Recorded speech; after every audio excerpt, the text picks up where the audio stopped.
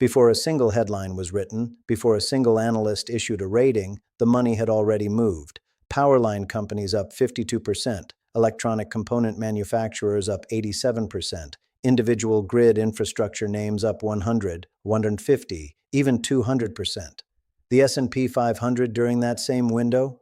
3%. If you are wondering how that is possible without insider trading, without manipulation, without any illegal advantage, stay with me, because the answer changes how you look at every investment opportunity from this point forward. And if this kind of analysis is useful to you, hit subscribe right now, because we track these capital flow signals daily and publish what we find. The American power grid is failing in slow motion, not metaphorically, not politically, mechanically. 70% of the transformers that step voltage up and down across the entire national transmission system are over 25 years old. The high-voltage lines carrying power from generation sources to cities were engineered for a world of refrigerators and air conditioners, not artificial intelligence. And AI is hungry in a way that nothing in the history of American electrical demand has ever been. Data centers today consume the equivalent power of 57 million homes. By 2030, 4 years from now, that number is expected to more than double. This is not a speculative forecast. This is arithmetic. The data centers are already permitted. The capital expenditure plans have already been announced by Microsoft, Google, Meta, and Amazon. The power requirement is not a projection. It is a contractual obligation sitting on the books of the largest technology companies on Earth. The grid cannot meet it. The grid was not built to meet it. And the government has just committed $1.4 trillion to fix that at any cost. Here is where most people stop paying attention, and here is exactly where you cannot afford to. The executive order, formally titled Strengthening U.S. Grid Reliability and Security, is not a symbolic policy gesture. It is not a campaign talking point dressed up in regulatory language. It has enforcement authority, and it has money. The Department of Energy has been granted emergency powers to prevent grid failures, including the legal authority to mandate that power plants scheduled for retirement stay operational because the system cannot afford to lose their capacity. These are not subsidies. They are legal orders. Beyond that, the order fast-tracks power purchase agreements for military installations and critical federal facilities, government-backed contracts with durations of 10, 15, and 20 years. Think about what that means for the companies winning those contracts. The counterparty is the United States government. The revenue is not contingent on consumer sentiment or economic cycles. It is locked in, contracted, and constitutionally protected. And there is an additional $1.9 billion specifically committed to transmission line upgrades through the Spark program on top of the $1.4 trillion headline figure. The capital is allocated. The mandate is signed. The construction has to happen. If you want to understand which companies are sitting directly in the path of that capital before the crowd figures it out, subscribe and turn on notifications. We break down the flow signals every single day. Now, here is the part of this story that most financial media is getting completely wrong. And this is the part worth leaning in for. The obvious names, the large grid infrastructure contractors like Quanta Services, ticker PWR, carrying a $44 billion backlog representing roughly 3 years of contracted revenue, those have already moved. The institutional money found them. The thesis is established. The trade is known. But institutional capital does not stop at the obvious. It moves one level deeper into the component manufacturers, the specialized equipment suppliers, the companies whose products every contractor, every data center builder, and every utility modernization project must purchase to function. There is no workaround. There is no substitution. And that is the characteristic that separates an interesting company from a structurally compelling one. Think about what a backlog actually means. Not revenue from last quarter, not a forecast for next quarter. A backlog is signed contracts with defined payment schedules for work that must be completed regardless of interest rates, regardless of consumer sentiment, regardless of the economic environment. It is predetermined revenue. When you see a company's backlog expanding faster than its ability to execute, you are looking at an organization whose earnings trajectory for the next several years is essentially already written. The names where institutional flow data and structural demand are converging right now sit in three specific categories.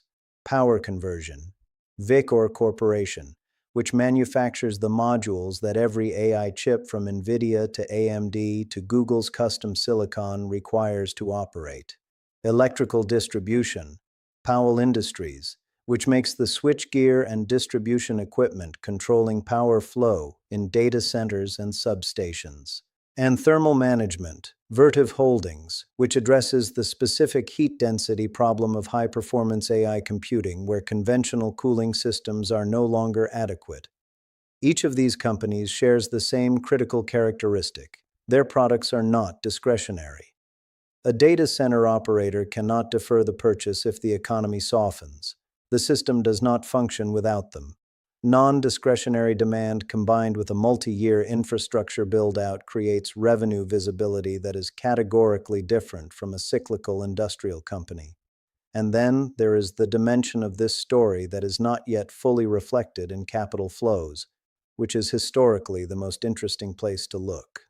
The hyperscale technology companies powering their data centers have concluded that the public grid cannot be upgraded fast enough, and that renewable energy cannot deliver the continuous, high-density, weather-independent baseload power their systems require. So they are going nuclear. Meta is building a nuclear-powered data center in Ohio through an agreement with Oklo. Microsoft, Amazon, and Google are in various stages of similar arrangements. Small modular reactors deliver 24-hour carbon-neutral base load power at densities that no other clean energy source can match. Nuclear reactors require uranium, and the uranium supply chain is in exactly the condition that critical mineral supply chains broadly are in. Demand accelerating, while supply cannot be quickly expanded. Cameco, ticker CCJ, one of the world's largest uranium producers, has not yet moved with the same velocity as the grid infrastructure names. The institutional accumulation appears to be in early stages. The gap between early-stage positioning and full narrative recognition is historically where the most asymmetric returns have been generated. There is a discipline behind every one of these opportunities that matters more than any single stock name. The data that predicted the grid infrastructure moves was entirely public. Executive orders are published in the Federal Register. Backlog figures are disclosed in quarterly earnings filings. Capital expenditure plans are announced in investor presentations. Utility commission filings are accessible to anyone. The capital flow signals, volume patterns, institutional ownership disclosures, short interest data are visible in the market every single trading day. What separated the investors who captured 50, 80, 100% returns in these names from those who watched the index return 3% was not access to information. It was the discipline to watch the right information. Capital flows rather than news narratives, data rather than headlines, and to act on what the data signals before the narrative catches up with what the money has already done. Every major policy-driven investment cycle follows the same sequence. Institutional capital moves first, on data that is technically public but not widely synthesized. The news narrative follows months later once the positioning is largely complete. Retail investors reacting to the narrative arrive after the institutional guests have already taken their seats. The grid build-out is in its early stages. The $1.4 trillion commitment is not a one-year event. It is a multi-decade infrastructure replacement program. The component manufacturers entering a sustained demand environment will not resolve this supply constraint quickly. The nuclear renaissance is in its earliest innings, with capital flows only beginning to build. And the uranium supply chain story has not yet been priced. Each of those gaps represents the same structural setup that drove the moves we described at the opening of this video, visible in the data, invisible to the narrative, and disappearing by the time the headlines catch up. The framework that identifies these setups does not change.